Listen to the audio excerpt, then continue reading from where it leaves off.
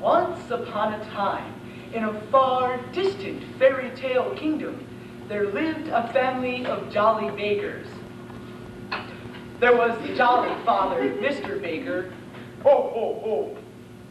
His jolly, good-hearted wife, Mrs. Baker.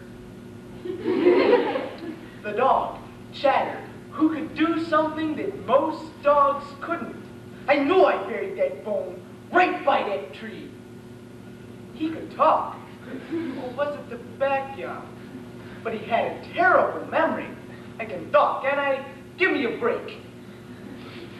And last, but most important of all, was their son Clarence, who had an extraordinary talent.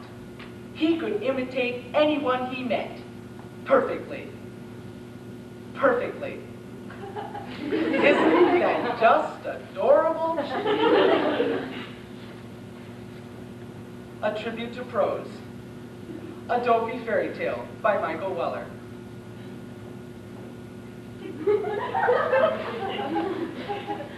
Every year, the ruler of the far distant fairy tale kingdom, the orphan, sad Princess Gladys, would wander from the royal palace for one entire month.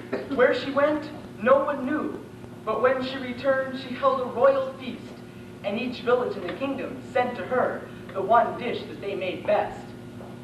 Thus, there was a great competition amongst all cooks to have their dish selected. So all that night, the bakers baked in preparation for the judge's arrival the next morning. Mr. Magistrate, what an honor to have you with us today. Quite a fine judge, I'm sure. Try the chocolate eclairs, one of our specialties. Are they not topped with chocolate? This is visible. Have they not the oblong shape of eclairs? With this patent. So altogether, they're not chocolate eclairs. This I'm aware. Is the flavor not superior? This has been experienced. My dark town take pride in such an entry. This is possible.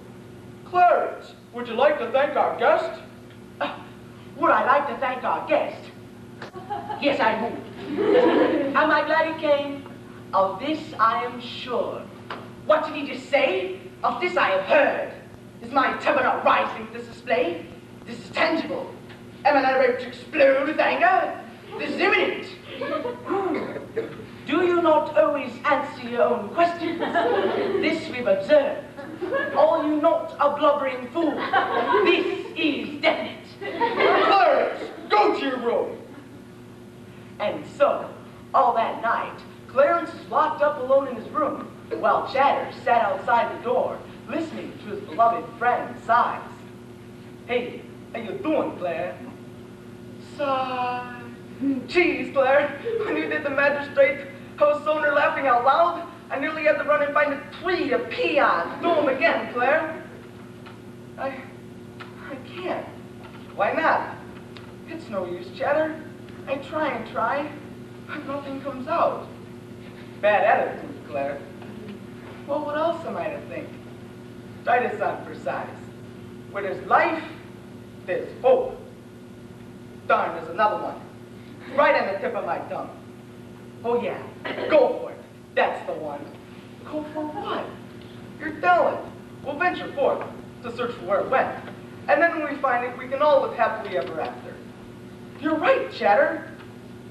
So Chatter and Clarence ventured forth to search for Clarence's talent.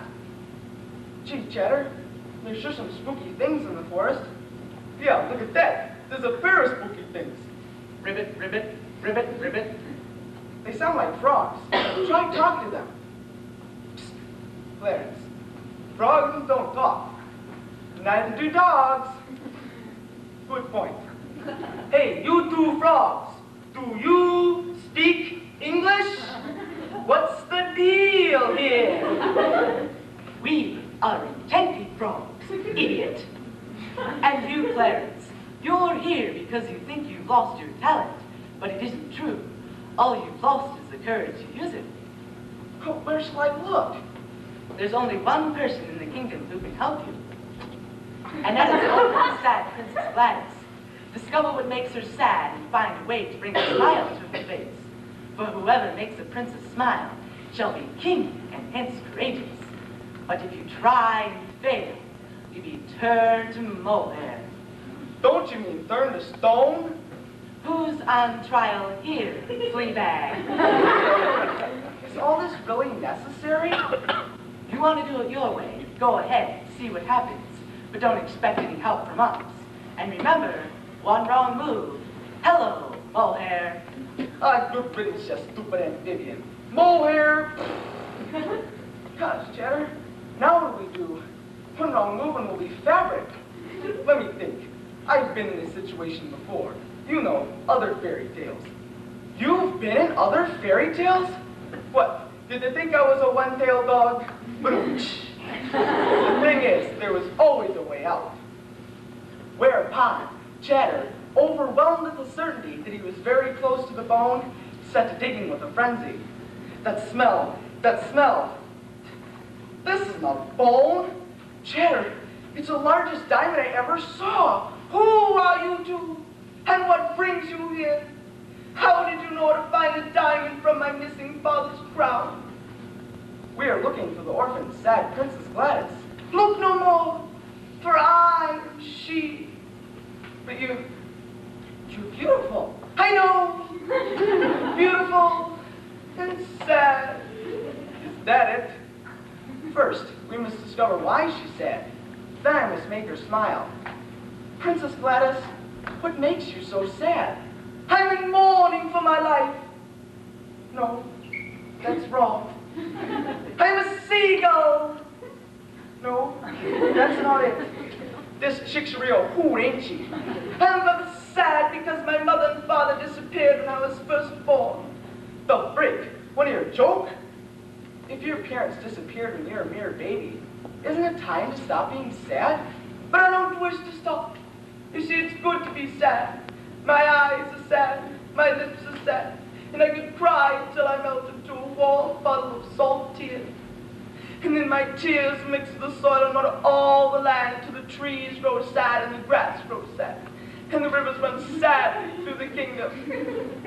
Is that pretty, the way I look? Why didn't someone tell me? Hey, Claire, do you realize what you just did? You imitated her, and she's laughing. It just came out. She looked in my eyes, and I don't know, it gave me courage. Hey, Claire, you're king. I'm so excited I'd bark if I remembered how. And so, Clarence regained his talent forever, and year after year the palace rang with laughter as the king imitated everyone in sight. And at long, long last, Chatter did find his bone. Good bone. And they all lived happily ever after.